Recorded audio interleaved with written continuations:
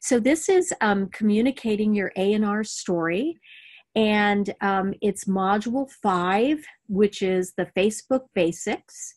And again, thank you for joining us.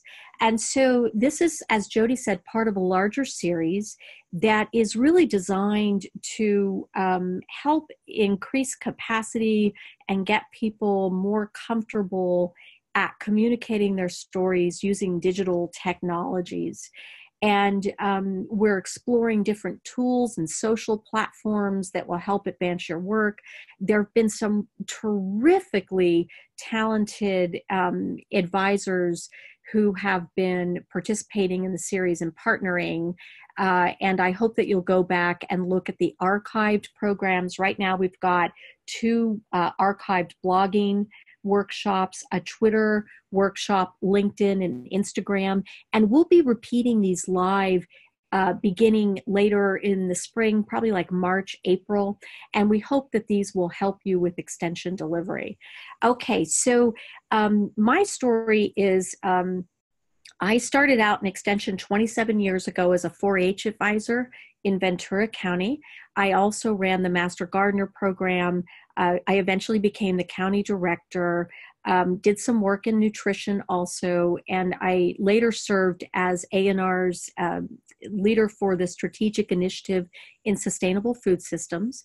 And during that time when I was an advisor and county director, I received a fellowship, a 2-year fellowship from the Kellogg Foundation to basically focus on food and society policy through digital communications. And so my campaign for digital communications was around one of my passions, which is gardening, and particularly victory gardens and school, home, and community gardening. And so I created a brand platform called Victory Grower. And in 2014, I was asked by UC Office of the President to come there on a special assignment to create a brand platform built on social technologies and sort of built on the cornerstone of a blog, which is something that I do a lot of, is blogging, called the UC Food Observer, and that was for the Global Food Initiative. So for about 10 years as an extension person, central to all my work have been blogs and the use of social media, particularly Facebook and Twitter, and increasingly other platforms. And so I hope that you'll go follow UC Food Observer and go take a look at it on the Facebook page and Twitter. So some of the ideas that I really believe in and I think are really important for extension people is this idea of stickiness, that technology is sticky, and that once we start using it, we become connected in ways that are very compelling, and it's difficult for us to pull back, which means that we need to think about what we're going to do before we jump into the electronic or digital world. And I think that this comment about stickiness, this was a comment that an individual who was surveyed by Pew provided, last year, I think it was, to a survey question. And when I think about stickiness, I think about Facebook in particular, because we all know that there have been terrible things that have happened,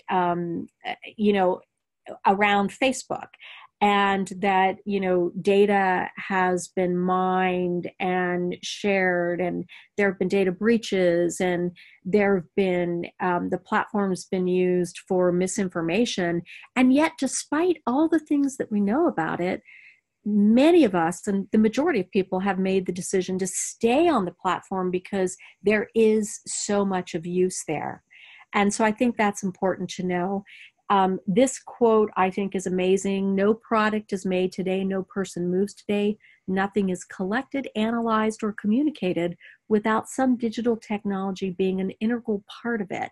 And so there is value there. It's just how we use it. Okay. So the agenda today is, basically why use Facebook. I'm going to go through and some basic and some terms, talk a little bit about some new features, things that I think you can do that I have found to do that are positive, and then we'll do an interactive session. Okay, so what is Facebook and what can it do? Well, it's a social media and networking site. It launched in 2004, and it's both on your desktop and there's a mobile version. And the basic thing is that you can have friends and you can friend others. You can also follow accounts. You can like pages. There are lots of things that you can do. You can post comments about things. You can share photos. You can share articles. You can share links. You can share video. You can stream live video and actually broadcast from Facebook. And that's kind of one of the good features. You can chat and message people. I personally really don't like Facebook Messenger. I find it pretty intrusive and I don't like it, but you can chat there and you can do all sorts of things with it.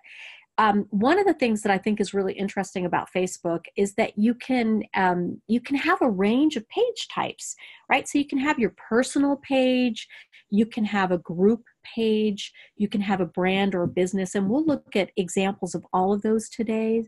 And it's a major source of news. Sort of maybe 43% of Americans get some of their news, at least from Facebook, whether that's fake or otherwise. So here are some stats.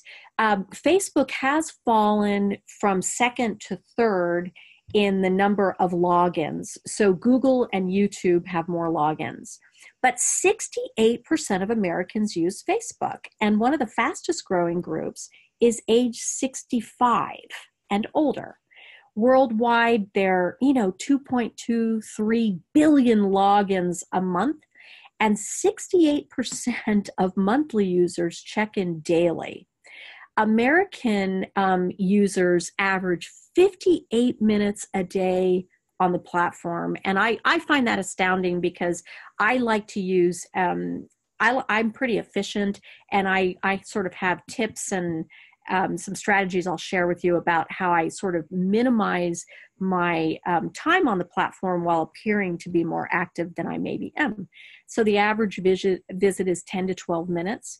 88% are accessing via a mobile device.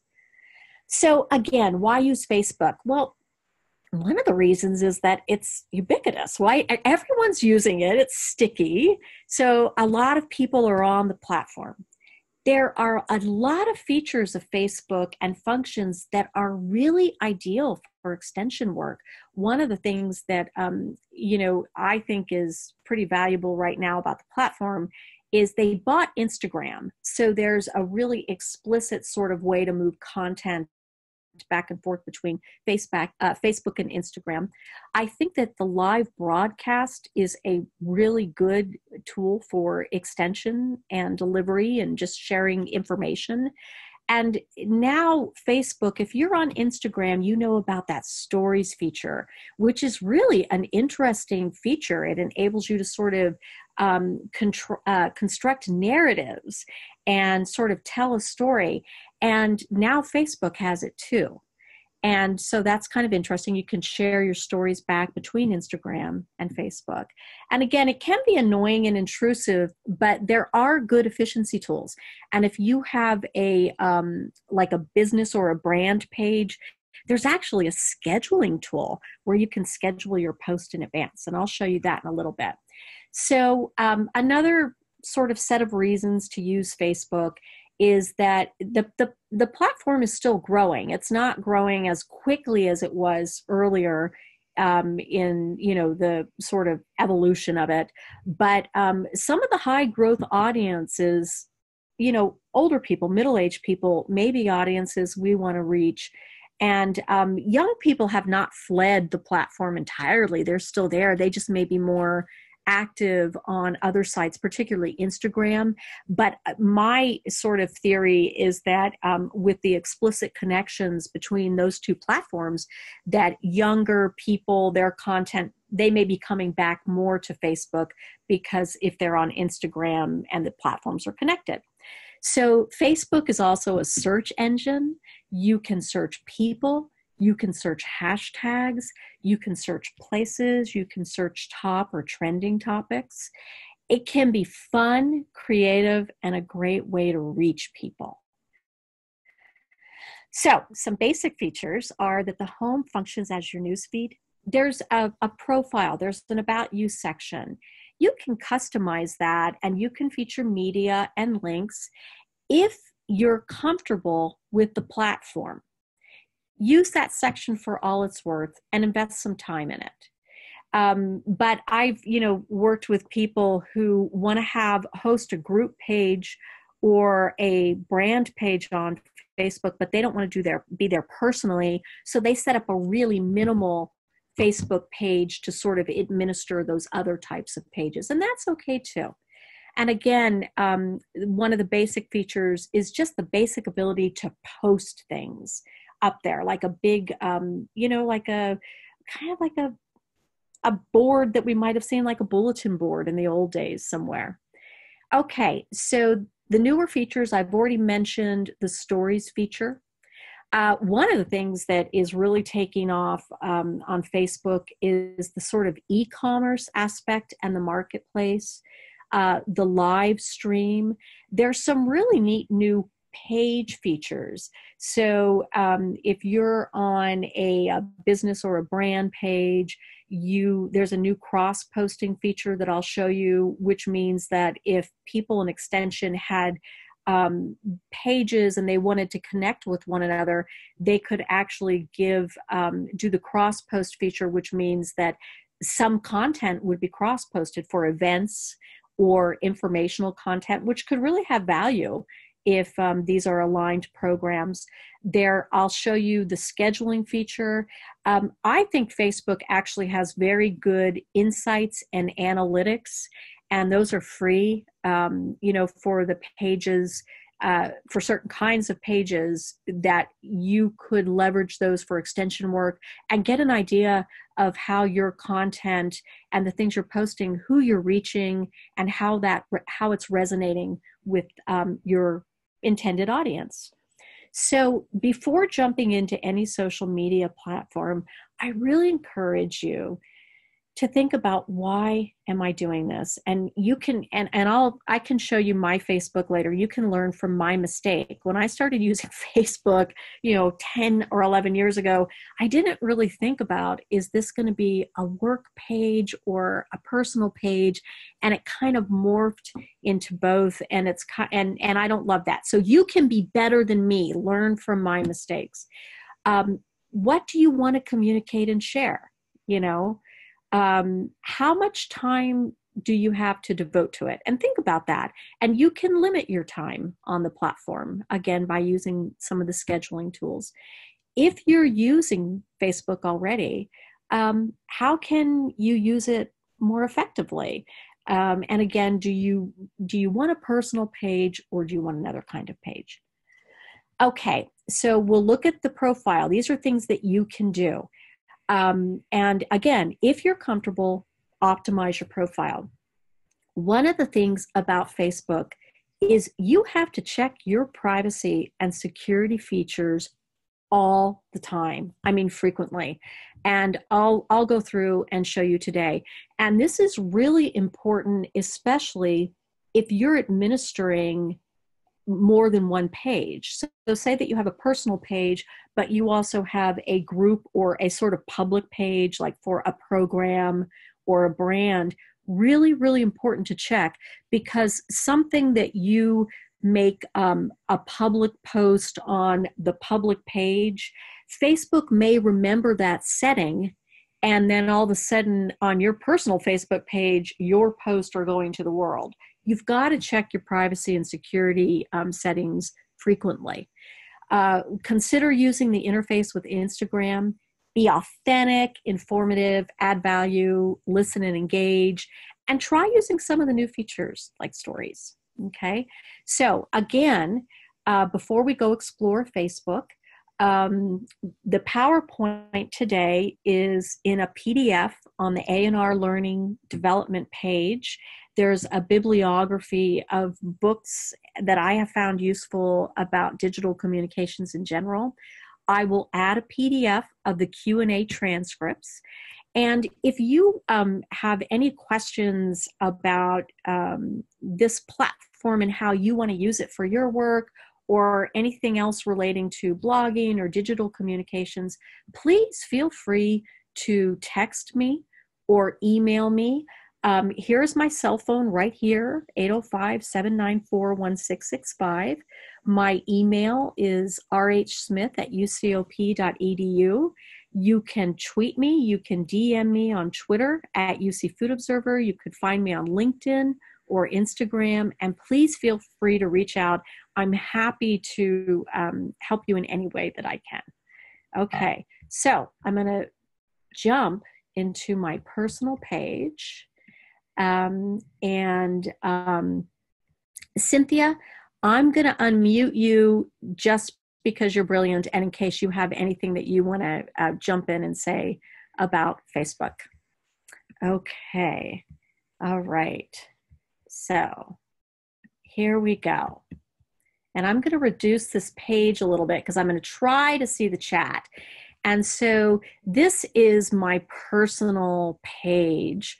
And so as you can see from this, it's really, I've got a lot of friends, but that was because when I was starting my page, I didn't sort of separate it out in a very coherent way.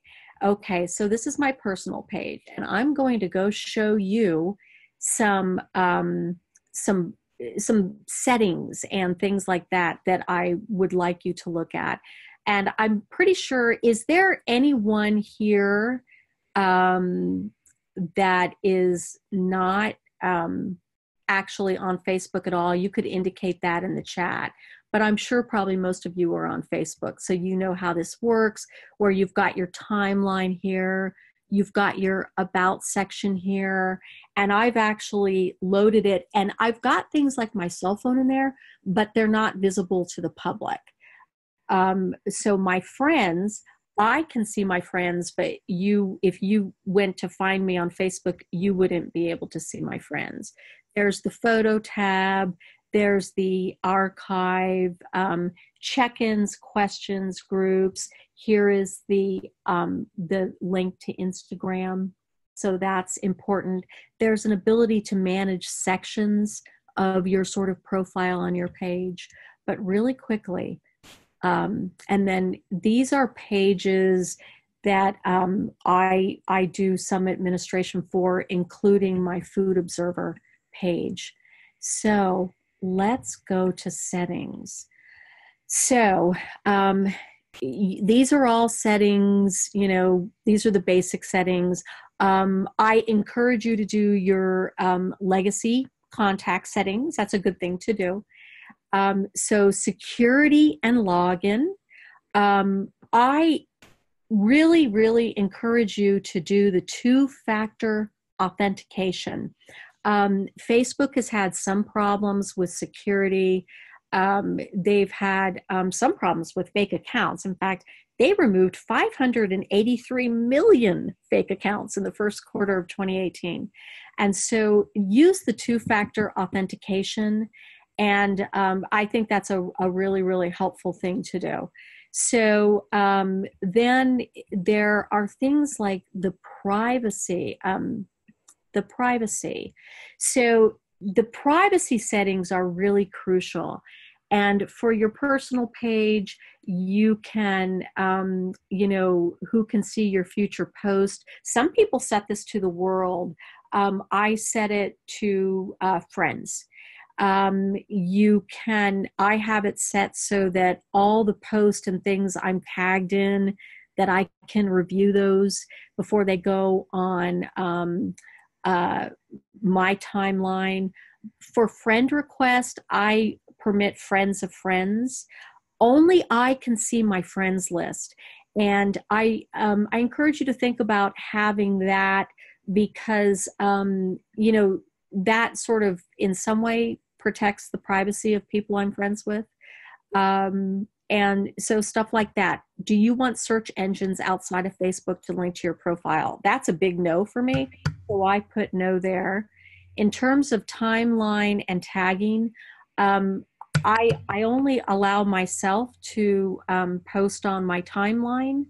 And I changed that for my birthday so that my friends and family can post on my timeline for my birthday. But I don't want stuff just posted on my timeline. Then,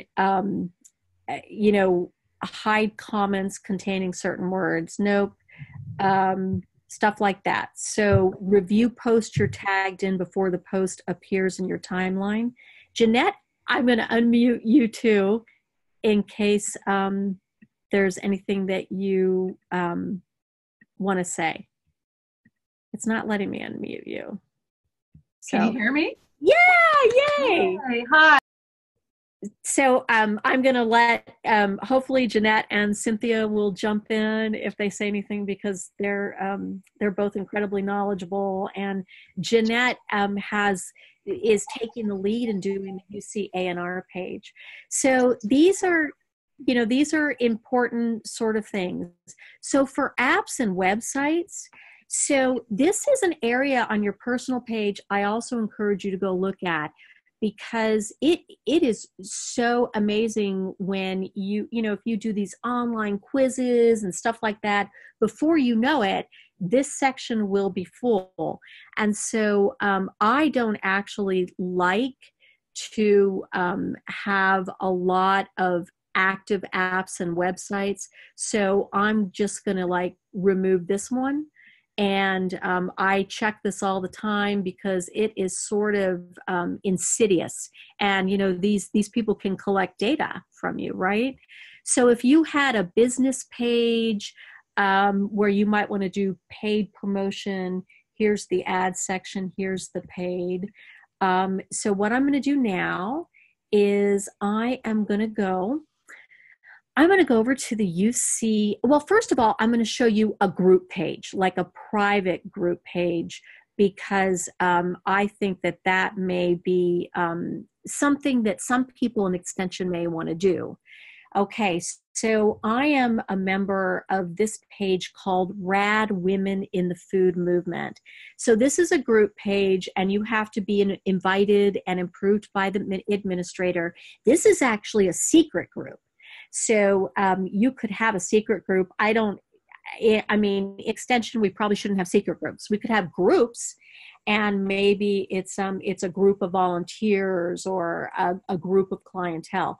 But this is basically women who work in food and agriculture, and it's been a really good site for people connecting about jobs, professional advice. There are a lot of older women like me, and then a lot of really terrific young women who are, graduate school, ideas for graduate school, ideas for conferences, things like that.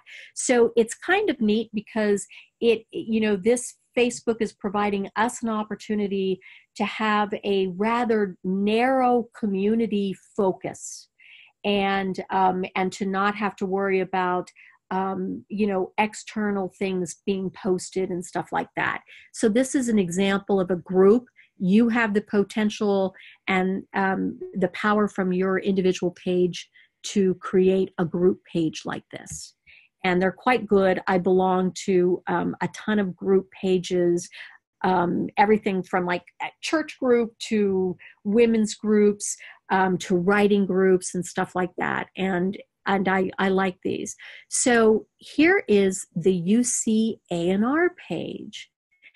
And so this is the page that that A&R presents to the public. And I think it's really lovely. And I think it's got really, really good content on it. And so you can see here, I've liked the page. I am following the page. Here is how you would create a post. And, so basically if I wanted to write a post, I would write the post here.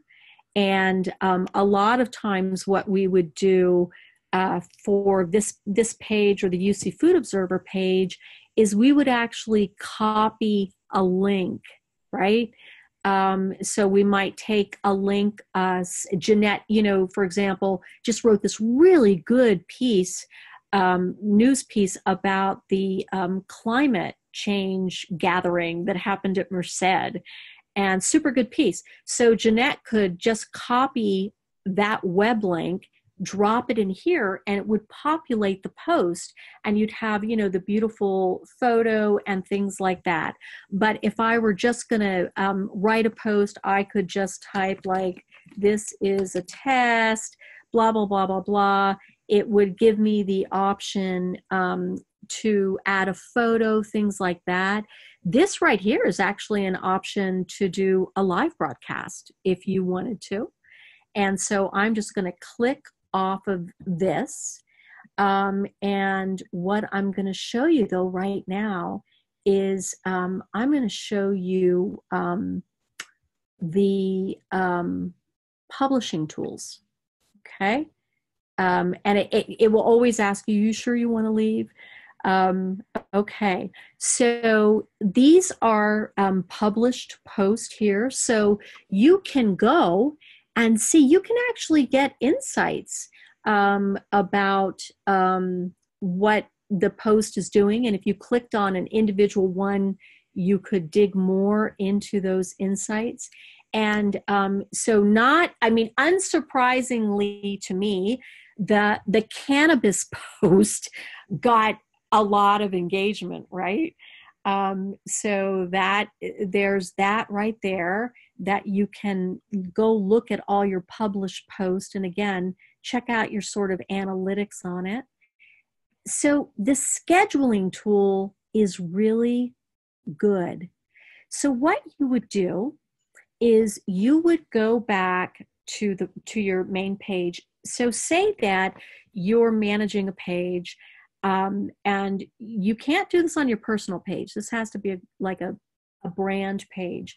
So say that you're managing a page and you're like, oh, I see this great article, or I'm going to be on vacation next week and I want to have some posts ready. So what I could do is I could say, this is a test post and I'm going to show you how to schedule. Okay, so obviously not very, very good. So then what I can do is, I'm having some problems right now with my screen. Hang on, let me move this up a little bit. So it'll actually let me go down where it says publish. If I hit publish, it would just publish right away, right? So here, what it's doing is it's giving me an opportunity to schedule it. So I'm going to schedule this for Saturday, but Jeanette, I promise I will go in and delete this so that it doesn't stay there. And so I'm going to schedule it. Okay. So then it will upload it, and then we'll be able to go see publishing tools. We'll be able to go see here that it's scheduled. Okay, and so actually, I'll go in and I'll delete it right now. So there you go, there.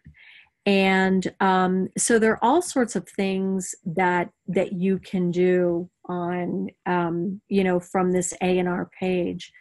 I'd like to show you the insights really quickly, and then what I'm going to do is I'm going to take a moment and go back and check the chat to see if there are any questions or answers. Okay, so here are the insights. So I think that this is really, really helpful in terms of showing you the number of page views. That's a good number of page views. The post reach, that's really good. If you are doing a lot of sort of scheduling and things like that, it might even give you recommendations on when to post things and stuff like that. And it will share information. Again, look at this great metric information, the analytics about the 5 most recent posts. And so it tells you what kind of post, it was, what the reach was, what the engagement was. This is a really good reach and engagement. And one of the features that I really like about Facebook is it gives you a page to pages that you can watch where you can compare your performance sort of again. And so I think it's a really, really robust analytic tool for insights. There are notifications here, all sorts of stuff there. It's got, you can see who has liked it, how many people like it. Very good audience for this page. And look at the shop here, the Master Gardener program, pest stuff right there in the shop. Okay, so really quickly, I'm going to jump off this sort of active phase, and I'm going to check into chat and see what the questions are.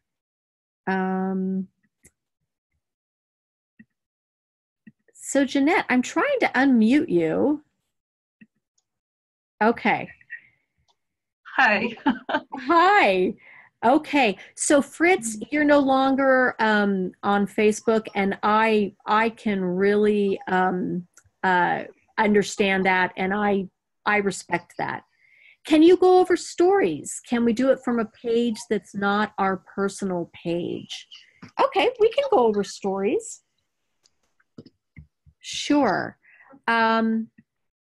So I have to tell you, I have actually not tried the stories feature from a non-personal page, and I'm not actually sure that you can do that, although you can share photos from your Instagram account. So Dustin, I actually don't think that you can do that. Let's go look at our personal page, but I will check on that. It's not a feature I've used.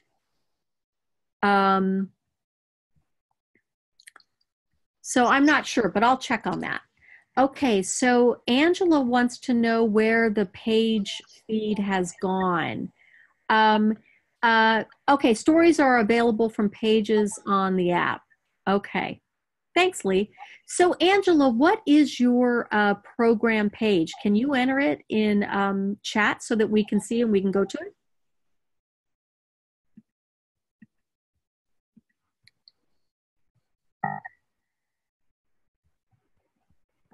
Okay. Okay, so, all right, we're going to go. Angela says her page feed has disappeared. Okay. So I'm going to like it. I'm going to follow it. Okay.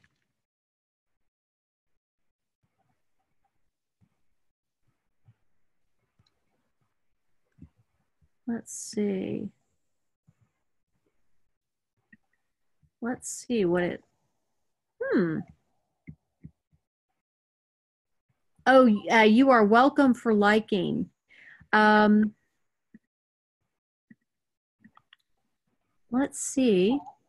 What do I see? I'm seeing photos. Well, you're seeing what I'm seeing. Does this not look like your feed?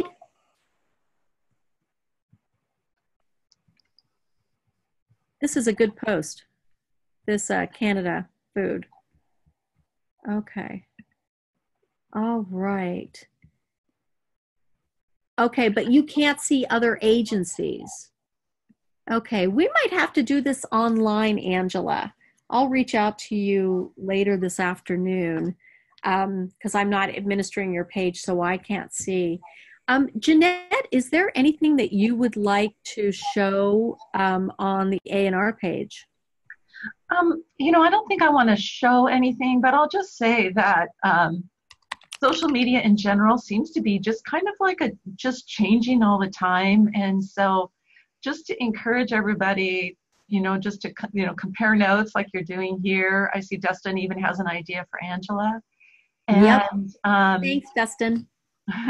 and just be patient and don't expect it to work just like it always has. I think that's sort of the way digital communications works nowadays. And so when things change, reach out to people, Google it, this and that, and you'll find answers that way.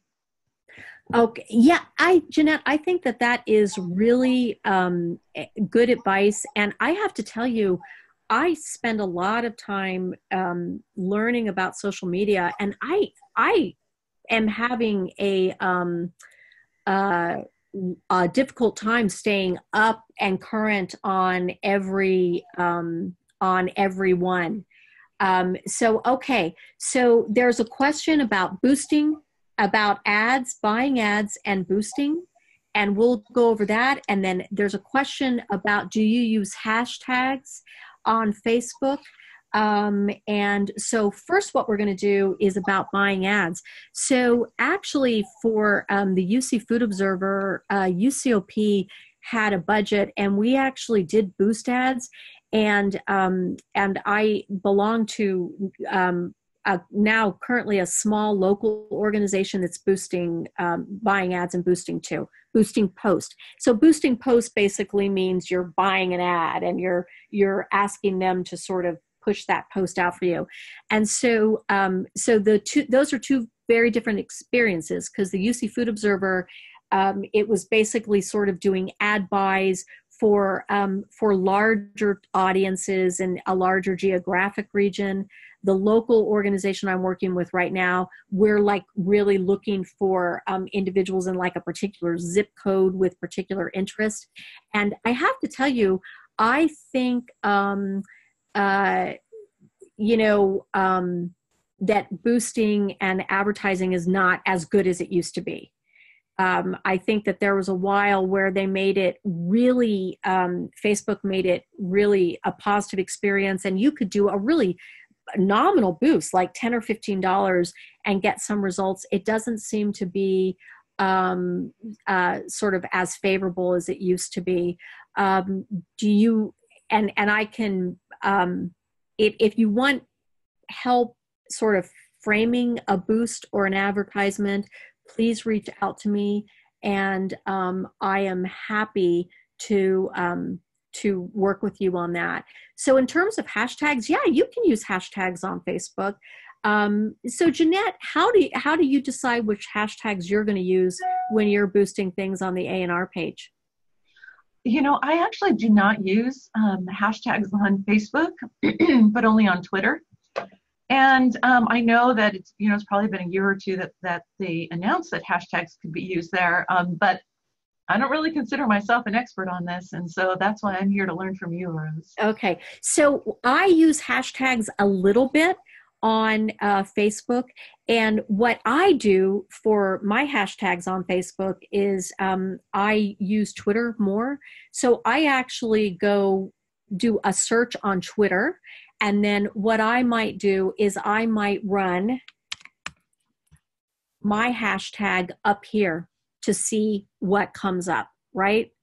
And so this is, to me, what's maybe not so good about doing it on Facebook is that it's going to filter. It says it's filtering results from anyone, but Corin's a friend of mine, and really, what are the chances that that the top result would be, someone like this? So there's that. There are posts. You could then apply it to people, which would pull up accounts. And so in this case, it's really using it more as like a search. And so most of the time when I use hashtags on Facebook, I'm trialing them out on Twitter first. And I don't use as many hashtags on Facebook as I might on Instagram. I try to limit it to just a few, and I don't use them in every post. Okay, so Dustin, I actually have not done a boost through Bach.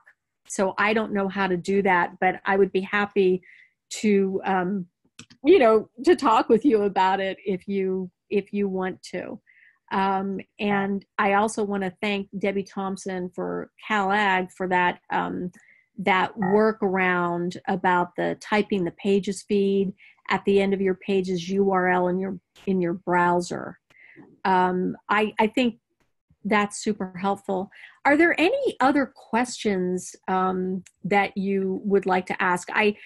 Again, Facebook to me, there are so many ways to use it, and the things are a little bit different depending on what kind of page you're using. So any other questions? Let me see if anything's coming up. So let's see. Let me check chat again. How do you attract new followers? Well, I think one of the ways certainly that you attract new followers is if you share posts, especially on these pages like A&R and Food Observer. Some of the posts are really good. And so if people share them on their pages, then I find that I get followers from that when people share.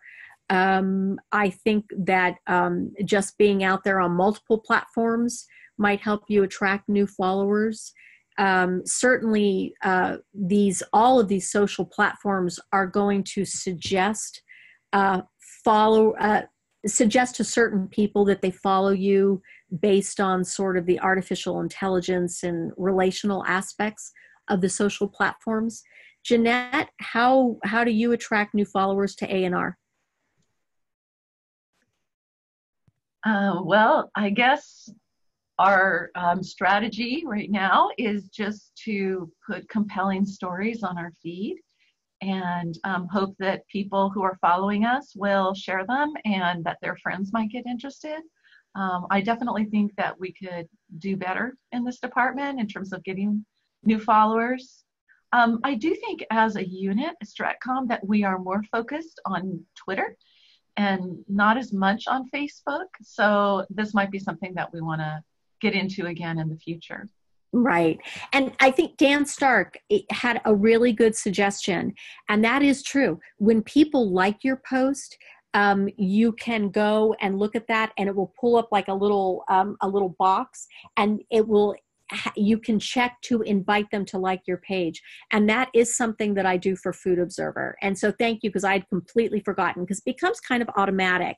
And that's a really good one. Brooke, I agree that when I was building UC Food Observer, that we had that strategy of using little tiny boost, and again with specific sort of parameters, and that was very effective.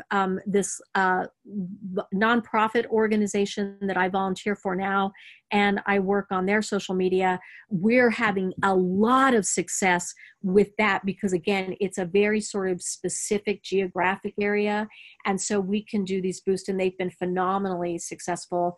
And we've been able to grow that account exponentially through that strategy.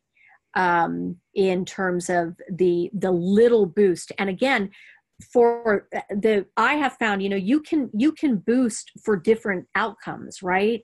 And you can certainly, one of the outcomes and options you have for boosting is to sort of increase the number of people who like or follow your page. And I agree, Angela pointed out, liking other pages also attracts new followers. And I think that's right. Commenting and liking and engaging is a really, really good thing. Now, really quickly, something, I don't know if it would help you attract new followers or not, but again, there's this new cross-post feature, and I have to go find it because I've only looked at it once, and it was earlier this week. And it's basically an ability where, and I think it's under settings for I think it's under settings for the page. And I may have to get back with you on where it is, because I had it this week and then I lost it. But basically, it enables you to set up permissions with another page to cross-post content. So I think that that would really, really, really help in terms of potentially getting people who are already on certain pages, liking certain pages, to like other pages. Okay. So that's, let's see. Any other questions? Okay, I'm going to just go to chat now. Okay. Can you show the interaction between Facebook and Instagram? Sure. Hang on a second. I closed out my page. Okay. All right. So you saw on the UC A&R page which was the sort of brand page for A&R, that there was an option to share a recent photo from your Instagram account. And so that's one of the ways that you can interact.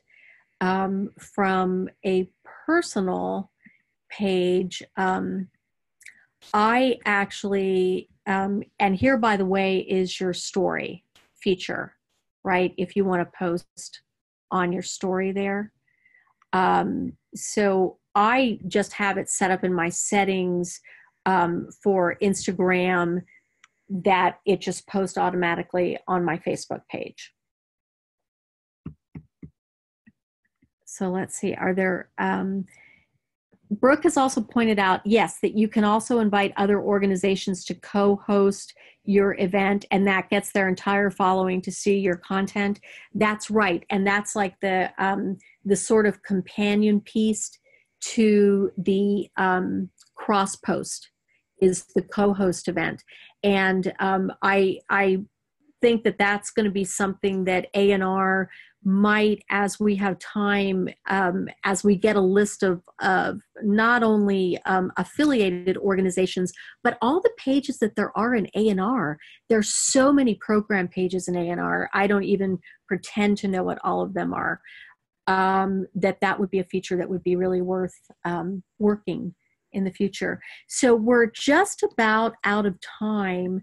Are there any other questions that we can answer?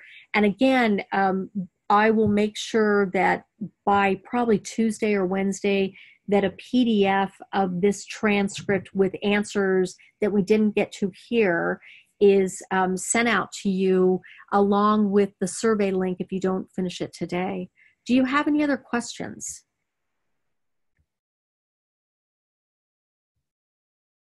Will there be a replay? Dustin, thanks for participating. You had some great input, so that's really, really helpful. Yeah, we'll actually, this is recorded, but we'll probably do another one in probably April. You know, Dan, thank you so much. I feel a little discombobulated today because I was trying to helm the sort of interactive session and look at the chat. But thank you so much. Okay, so you has a question. When we post photos we took at an event, do we need to ask for agreement of the participants? Okay, that's a really good question. So if people are volunteers within the university, they have already signed a photo release. I would be very cautious about posting photos of people. I think if they're distance photos and they're not showing specific faces, I think that that's absolutely fine. this nonprofit that I volunteer for to do some of the social, we don't post photos of kids. We tend to sort of do distance or group shots. And I will ask Jeanette, there's a request that the A&R page follow all the statewide program pages. I don't even know if we have a list of all the statewide program pages. But we should do that. That sounds like a good idea. That sounds like a good idea. And thank you. And yeah, 4-H youth, Stephanie, thank you. 4-H youth do sign a photo release as well. And I think as long as you're not tagging people, so your youth participants and your volunteers are covered. Is it not a best practice to post the same information? So I actually mix it up a little bit. I don't post exactly the same thing on each of my platforms. And I don't, on Instagram, I do cross post with Facebook, but I've actually made it so it's not automatic. It asks me if I want to do it. And I sort of mix up the text. And I might use more hashtags on Instagram than I do on Facebook. And I just mix it up so it's not exactly the same. And so Cynthia's got a really important thing, and she said, I would still use extreme caution when posting photos. That's where she gets the most complaints, regardless of a release. And so I actually post a lot of photos of non-people things at events, like the food or the flowers, or again, group shots in a distance. Thank you again for joining us today, and we will see you next time, and have a great rest of the day.